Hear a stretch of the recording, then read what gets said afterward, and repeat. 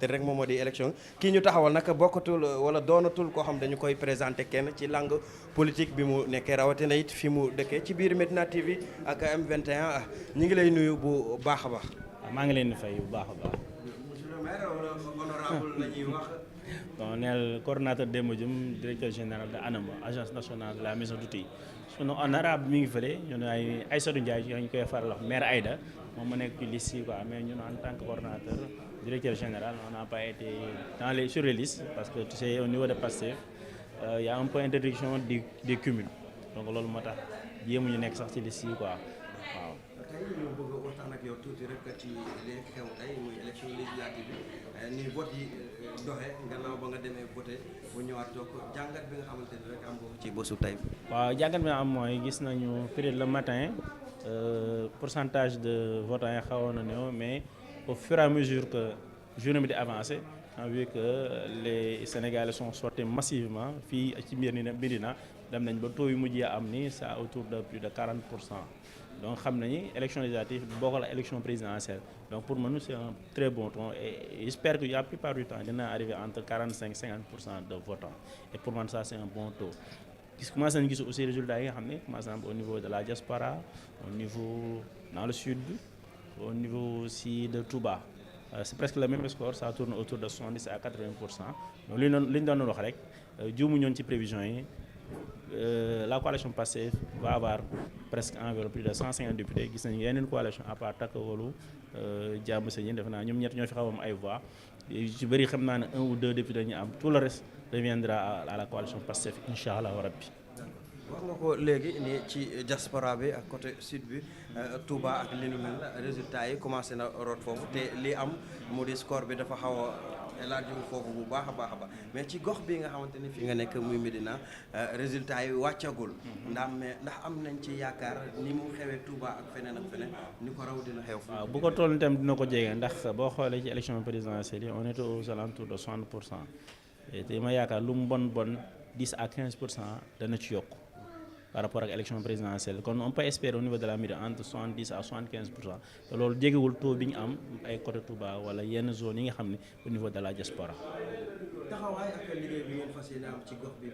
di Médina gannaaw bu dee nag ñi nga xam ñoom ñoo di ñu dëkk ci gox bi dégg nañ leen seen ay kàddu. waaw taxawaay bi mooy taxaw la Médina première chose mooy assemblée nationale la ñu doon voté donc li ñuy xaar ci assemblée nationale mooy mu accompagner.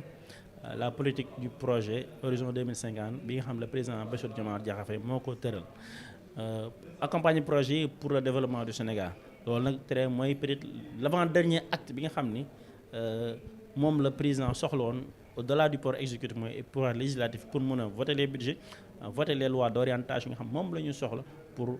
mettre en place le projet loolu nag bu weesoo aussi daa ñëw ci gox-goxaan mais loolu jotagul mais incha allah bi jóge nañu ci présidentielle dem nañ ci législative donc les prochaines échéances yoo xam c'est dans 2 ans de va les préparer sera les échéances locales au niveau par exemple de la ville de Dakar au niveau de la Médina aussi.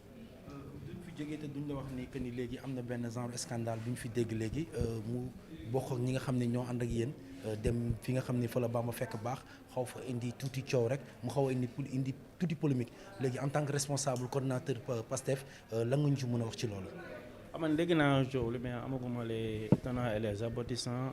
coow bi donc lu may wax rek mooy coow moom baaxul ci dëgg surtout jour bi nga xam jour élection jour de la fête donc bu coow amee dañ koy naqarul amaguñu les tenants et aboutissants fan la jógee fu mu dem amaguñ ci mais la am coow rek mooy baaxul te aussi on est presque à la fin du jour de scrutin donc fi mu toll ñu ngi commencé dépouillement gis ngeen ni ça un peu bouleversé un peu pense yenn sànq yoo xam dañoo xaw a teel te ndax coow li coow baalu te je pense que c'est un peu décevant ñu dem ba fin ji mujjantalu journée bi ñuy am coow lool doon naqarlu bu baax a baax mënoon nañ ñàkk parce que c'est une journée aussi ñëpp xam nañ ni fête bi ñu am sera une victoire de Pastef donc ñun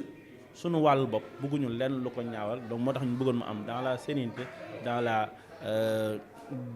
la sérénité dans la paix am loolu nga xam ni dans un climat paisible am loolu la ñu bëggoon résultat yi am ko ci journée bi incha allah tey gis nañu résultat yi xam naa dans ces 30 minutes dañu commencé wadd nànk-nànk te li ñu am victoire boobu bëgguñu dara lu ko yàq bëgguñu lu ko tilimal bu ñu xaddi bay ñaawal suñu victoire incha allah rabbi loolu rek lañ fa am gis nañ ko ci diaspora bi gis nañ ko ci Touba gis nañ ko dans le sud yaakaar naa ci yenn région yu bëri noonu lay faral demee incha allah rabbi. ñoom it ba léegi ñu ngi wax ni que ni élection bu musaan toll fii camp bi njëkk bi nga gis mu njëkk a jóg rek indi boucan rek dafa mel ni dañu amatul yaakaar que dañuy ñàkk parce que ñoom wàllu bële loolu la ñu wax léegi yow nag la nga ñu mën a wax en tant que coordonnateur Pastef. wax mooy xam nga man les mêmes li dégage ci résultat yi boo xoolee Pastef sort massivement en tête beneen mooy tu vois la plupart du temps en deuxième position takk Wallu troisième position jàmm ak njëriñ yeneen ni mu nga xam ne c'est presque à 0%. donc mun nga xam presque la même tendance bi amoon ci élection présidentielle yi xam la plupart des petits partis auront moins de 1%, yeneen petite coalition xawari yi am entre 1 à 3%. C'est parce que les mêmes tendances vont se dessiner et moo commencé à confirmer wu donc ñun loolu lañ ci gis en tant que coordonnateur ni loolu prévision yi moo li ñu defoon on avait un gain de 60%. mooy li ma wax rek am nañ yaakaar ni beaucoup de populations ont adhéré plus massivement même après les élections, donc on espère avoir un gain de 10 à 15%. moo tax ma le résultat que ce soit à Dakar, que ce soit à Touba, que ce soit dans le sud ou dans le centre du pays ci bëri on va aller entre 70 à 75% de résultats. boo gagné élection présidentielle à 60 et quelques bu élection ñëwaatee dina xaw a wàññi mais yéen ci biir wax da ngeen kenn da ngeen bëgg a baataraat def loo xam ne kenn mësu ko def comme ni ngeen ko defee woon ci première ñëw jël ko tamit loolu. waaw boo xoolee parce que dans le cheminement à part que peut-être li xaw a am tuuti différence boo xoolee ci élection yi mooy yaa au lieu de 7 à xaw ma 10 listes par rapport à élection présidentielle bi on a plus de 40 listes mais taxul c'est panoplie de listes am doole donc boo xoolee la plupart des Sénégalais on continue de voter Pastef et coalition de l'ancien président et de PDS coalition Sàmm Sa Kàddu ak je pense les 3 coalitions donc tout reste est très minime am na plus de listes mais ils ne servent pas à grand chose dafa mel ni les mêmes blocs yi amoon présidence ñoo xaw a continuer loolu peut-être que li tax peut-être mu dessiné loolu mooy xëy na presque Pastef a toujours été un peu la force locomotrice je veux dire de la coalition Pastef li ñu naan Pastef presque moo demal boppam sur le terrain on l'a constaté dans je veux dire la mise en place des commissions dans le travail sur le terrain dans le financement en stratégie en grande part à 90%. Et les autres coalitions les autres partis viennent accompagner mais Pastef fait la plus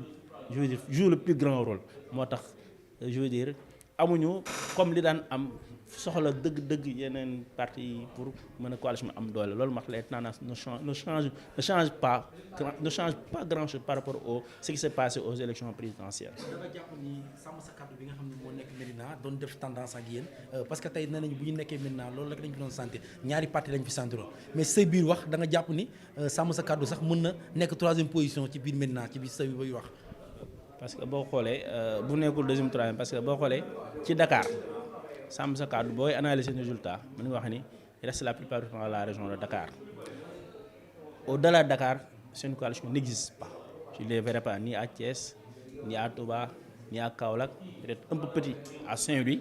donc mën nga wax ne dans la mën nga wax ne sax au lieu de dans la région de Dakar dans le département de Dakar est-ce que ñu am ils ont peut-être une petite base à Plateau Dakar c'est normal parce que ils sont un peu maires parce qu'un maire aussi a un potentiel électoral ils sont un peu maires à Plateau ils sont maires à Hann Bel-Air ils sont maires à Mermoz Sacré-Cœur donc foofu rek lañ mën a amee tuuti élection mais yenn même yenn communes yu mel ni Ngor Yoff Grand Yoff même bu fa nekkee maire ñoom moom bu fa nekkee maire amuñu fa lu bëri donc mën nga xam yenn communes yi rek au niveau de Dakar la ñu am yoon moo tax seen pouvoir peut-être pourcentage fii mën nga leen peut-être à peu près entre 10 ou 15%, mais plus ngay dugg à l'intérieur du pays plus ngay dem dans les régions ils ont un raison beaucoup plus en plus faible moo tax fii ci Dakar dañu am coow mais au-delà de Dakar Sàmm Sa Kàddu mun nga xam parce que doo ko dégg feneen dañu wax dëgg rek mais je veux dire nga li dégg xëy na nag def sa caravane jël say militants yóbbu def say bis yóbbaale def un peu le show ku ne mën na ko mais la réalité du terrain mooy li mu la wax ni mooy am nañ toute présence au niveau de Dakar un peu dans la banlieue un peu à Saint-Louis mais en dehors de ça ils n'ont aucune existence politique réelle qui pèse lourd au niveau du Sénégal. ñëwal question yi bari ñëwal maire Aïda mu ñëwal aw ma ci kay jox leen ko. voilà kon fi ñu dooree ak honorable député. waaw mooy que ni. maire Aïda